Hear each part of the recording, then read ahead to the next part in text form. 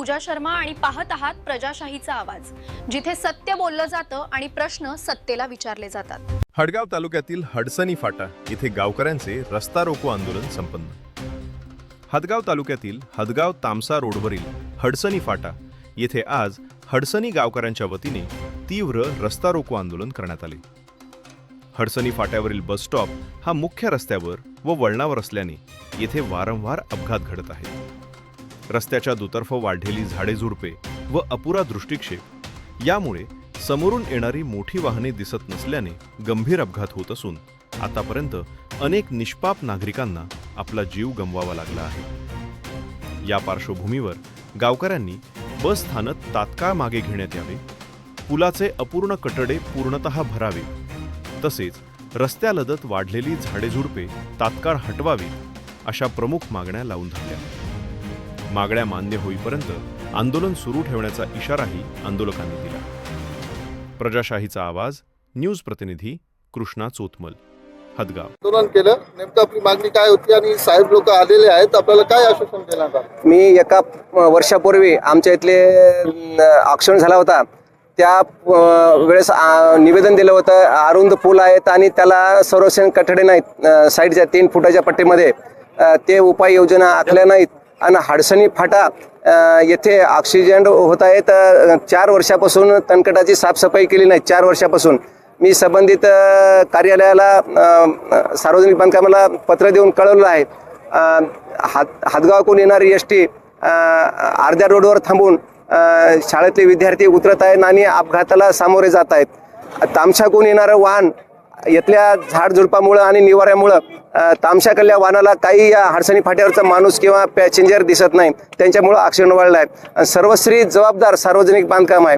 ठेकेदारावर आम्ही पत्र काढलं, म्हणतात ठेकेदाराला पत्र काढलं, पण 4 वर्षापासून का साफसफाई केली नाही हे आमचा त्यांना सवाल आहे, त्यांनी त्यांचं उत्तर द्यावं।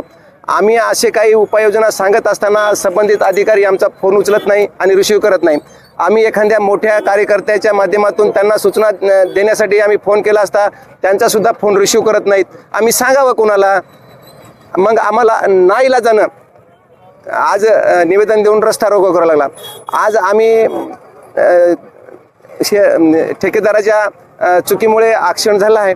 त्या ॲक्सिडेंटला एका मयताला भरपाई साहेबांनी फुल नाही फुलाची पाकळी दिली, तसेच दुसरा एक मयत आहे, तशीच त्या मयताप्रमाणे या मयताला फुल नाही फुलाची पाकळी द्यावा, आमचं काही हरकत नाही। आणि 10 दिवसात ते म्हणतात या कॉन्ट्रॅक्टदाराकडून साहेबांनी जे आता म्हणले आम्ही फुल नाही फुलाची पाकळी। हडसणी फाटा इथे रस्ता रोको आंदोलन करण्यात आला, नेमकं त्या रस्ता रोको आंदोलनाचे आपल्याला निवेदन दिलेलं होतं, नेमकं त्यांची मागणी काय होती आणि काय आपण समोर आता कारवाई करणार आहे? आता या संदर्भामध्ये आपला जो रस्ता आहे हदगाव तामसा भोकर रस्ता जो आहे हा मागच्या 2021 पासून रस्त्याचं रुंदीकरण होऊन आपला रस्ता हा कार्यान्वित आहे।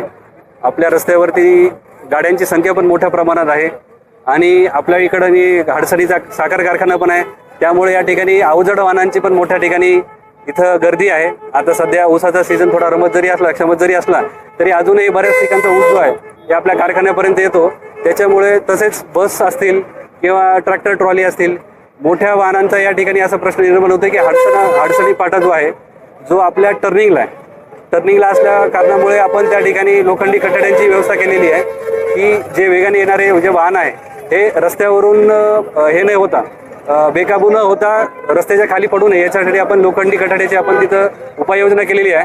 परंतु या ठिकाणी असं लक्षात येते की अवजड वाहने जे आहे किंवा बस जे आहेत ह्या हडसणी फाट्यातील गावकऱ्यांना उतरत असताना रस्त्यावरतीच थांबत आहे। बसला सेपरेट इथं बस थांबा करणं आवश्यक आहे। बस इथं थांबत असल्यामुळे रस्त्याची एक लेन जी आहे ही बिझी होत आहे आणि पुढची आणि मागची जी वाहनं आहेत ही पुढची आणि मागची वाहनं जी आहेत ही रस्त्यावरती थांबत आहे, त्यांना अतिशय वेगाने येणारे वाहने आहेत ते बेकाबू होऊन अपघाताची इथं संख्या वाढत आहे असं इथं लक्षात येत आहे। साहेब, गेल्या हप्त्यामध्ये 2 गरीब घरचे कुटुंबाचे करणारे धरणारे सगळे ते होते, तर ते 2 जणांचा अपघात झाला आणि जागेवर मृत्यू झाला। त्याच्यावर तुम्ही एका जणाला काहीतरी मदत केली आणि दुसऱ्याला आपण केव्हा मदत करणार? आता याच्यामध्ये पहिला विषय अपघाताचा तुम्ही मांडलेला आहे। या ठिकाणी जो काय अपघात झालेला आहे, जसं मला इथं उपस्थित असलेल्या सर्व गावकरी मंडळींनी आणि स्वतः प्रल्हाद पाटलांनी मला याच्यामध्ये माहिती सांगितलेली आहे की अशा प्रकारे अपघात झालेला आहे।